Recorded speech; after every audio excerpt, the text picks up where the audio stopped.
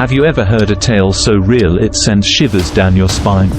Welcome to the story of Lake Willow, a place shrouded in mystery and haunted by the echoes of the past. This is not just a story, it's a warning. It all started one crisp autumn afternoon when a group of friends decided to escape the bustling city life for a weekend of fishing at the secluded Lake Willow. There was Ethan, a journalist with a knack for unraveling the unknown; Lisa, a nurse with a compassionate yet adventurous spirit; Mark, a tech-savvy engineer; and Sarah, an artist searching for inspiration. They had heard whispers about the lake, a local legend passed down through generations. It was said that those who visited Lake Willow never returned the same. Some dismissed it as mere folklore, but Ethan, ever the skeptic, saw it as the perfect opportunity for a thrilling story. As they arrived, the first thing that struck them was the eerie silence. The lake, surrounded by dense woods, seemed untouched by time. There were no signs of other visitors, no footprints, no campsites, nothing. They set up their fishing gear and began to cast their lines into the still, dark water. Hours passed with no catch. The group laughed it off, attributing their bad luck to their lack of experience. But as dusk approached, an uneasy feeling settled over them. The silence grew heavier, almost oppressive, and the temperature dropped suddenly, sending a chill down their spines. That night, as they sat around the campfire, Ethan decided to dig deeper into the lake's history. He pulled out his notebook and began jotting down notes as he recounted the stories he had heard from the locals. Lake Willow was once a thriving community, but a series of mysterious disappearances led to its abandonment. The lake itself was rumored to be cursed, with restless spirits haunting its waters. Lisa, though initially skeptical, couldn't shake off the feeling of being watched. She glanced nervously at the dark outline of the trees, their branches swaying like skeletal fingers.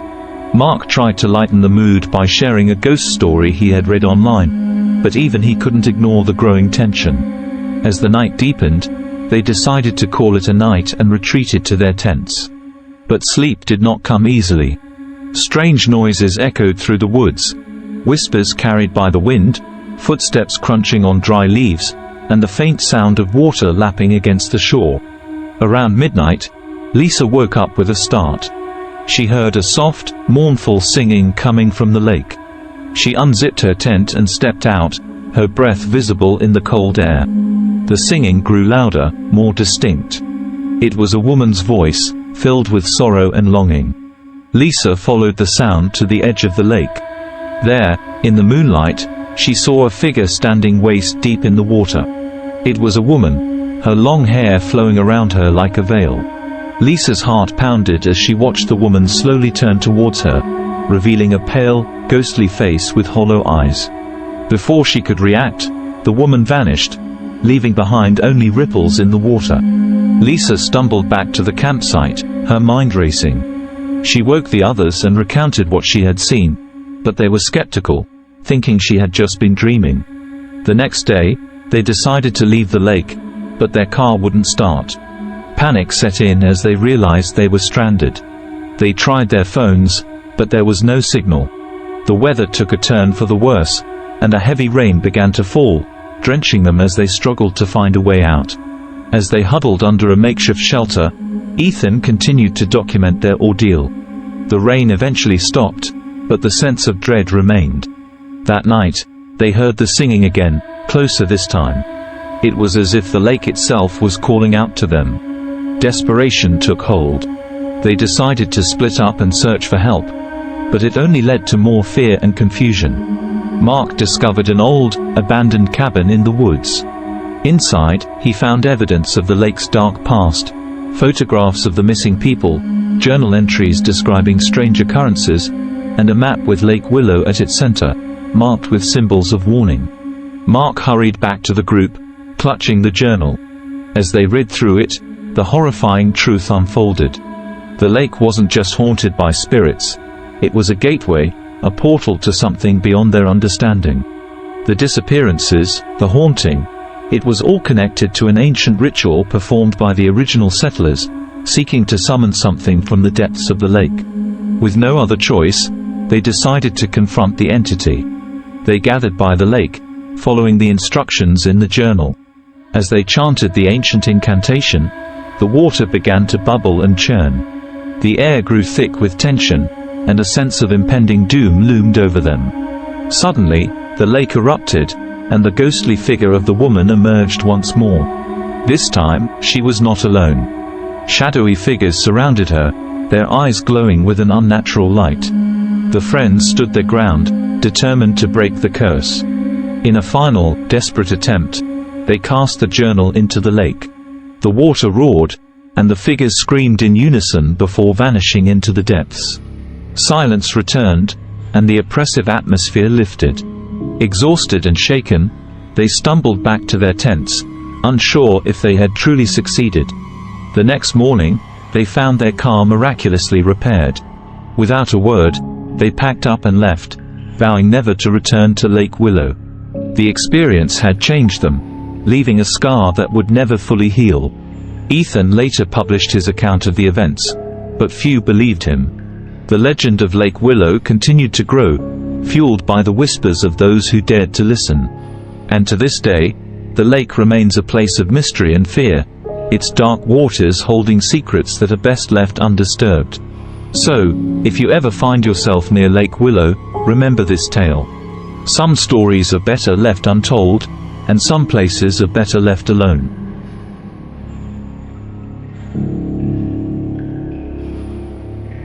Willow Lake had always been a favorite spot for fishing among the locals. Nestled in the remote woods of Vermont, it offered a peaceful escape from the daily grind. But for years, there had been whispers of strange occurrences, stories that most people shrugged off as mere legends. This story is not about the supernatural.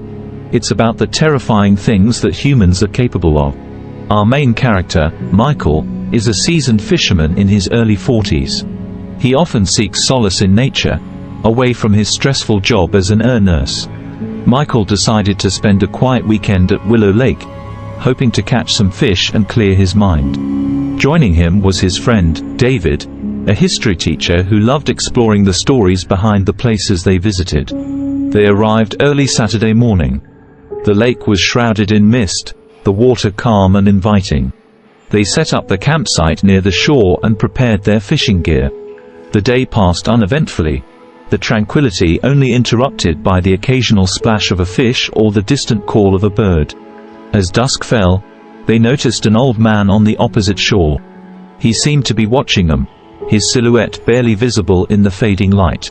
Michael waved, but the man did not respond. David suggested they ignore him.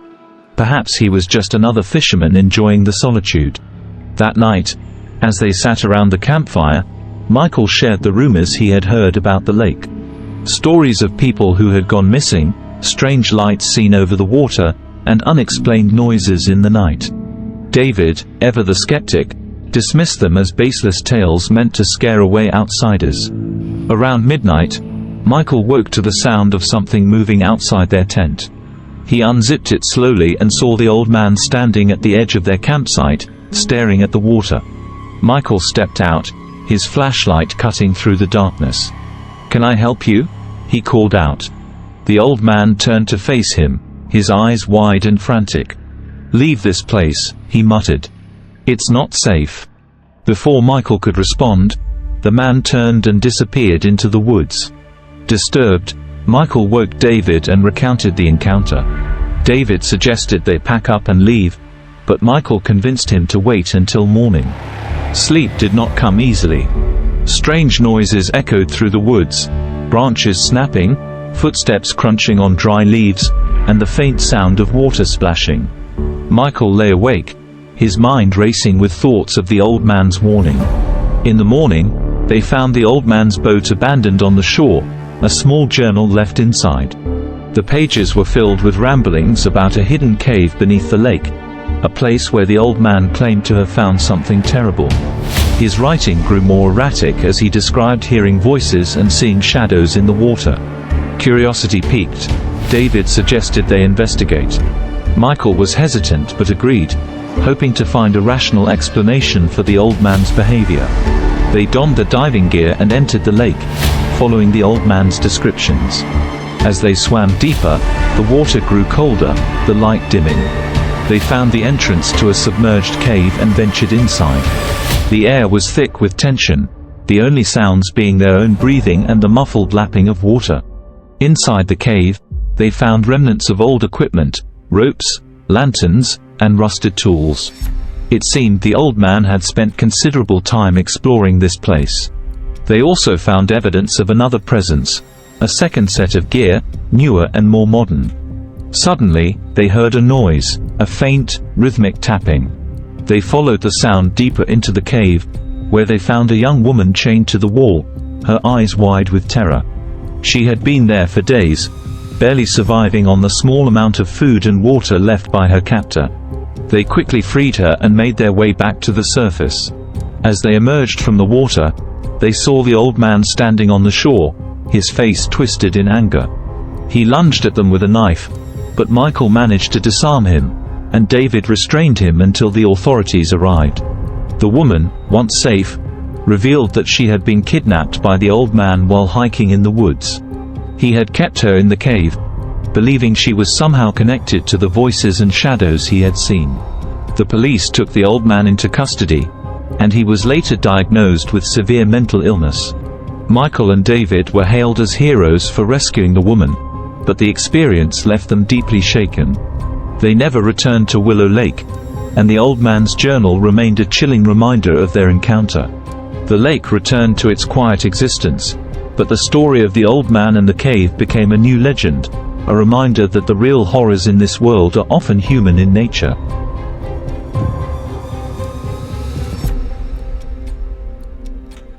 It was supposed to be a relaxing fishing trip to Pine Creek, nestled deep in the woods of Vermont. My friend Jake, a construction worker, and I, a paramedic, were eager to escape our stressful lives. We'd planned this trip for months, looking forward to the peace and quiet that Pine Creek promised. We arrived early on a Saturday morning, the sun just beginning to rise over the water.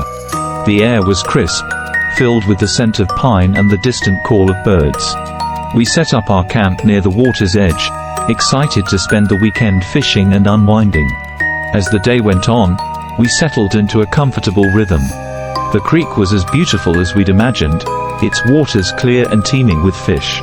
We spent hours casting our lines, chatting about everything and nothing. By late afternoon, we had a decent catch and decided to take a break. That's when we saw him, a man in his late 50s, standing on the opposite shore. He was dressed in old, worn clothes, his face weathered by time and the elements. He watched us for a while, then raised a hand in greeting. We waved back, but something about him felt off. His eyes were dark, almost lifeless, and his smile never quite reached them. Jake suggested we invite him over, thinking he might be a local with some fishing tips. I hesitated, feeling a twinge of unease, but eventually agreed. We waved him over, and he made his way around the creek to our camp. He introduced himself as Tom. He told us he had lived in the area for years and knew Pine Creek like the back of his hand. We offered him a seat and a drink, and soon he was regaling us with stories of his fishing exploits. Despite his friendly demeanor, I couldn't shake the feeling that something was wrong. As the sun began to set, Tom offered to show us a secret fishing spot. He claimed it was the best spot on the creek, where the fish practically jumped into your boat. Jake was thrilled at the prospect, but I felt a knot tighten in my stomach.